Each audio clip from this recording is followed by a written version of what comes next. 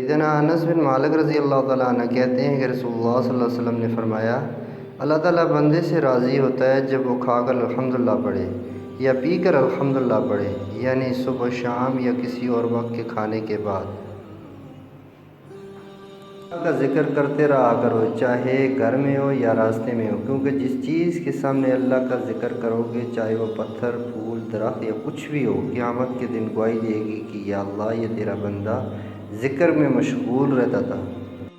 مشکلوں سے لڑنا نہیں بلکہ سنبھل کر گزرنا سیکھو، ورنہ آپ کی شخصیت تباہ ہو جائے گی۔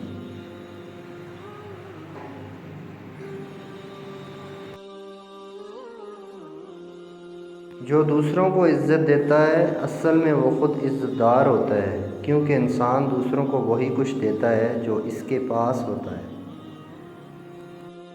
کسی بھی وجہ سے گناہ نہ کرو، کیونکہ وجہ ختم ہو جائے گی، گناہ نہیں۔ ہر نیکی کے لیے تکلیف اٹھا لیا کرو، کیونکہ تکلیف ختم ہو جائے گی، نیکی نہیں۔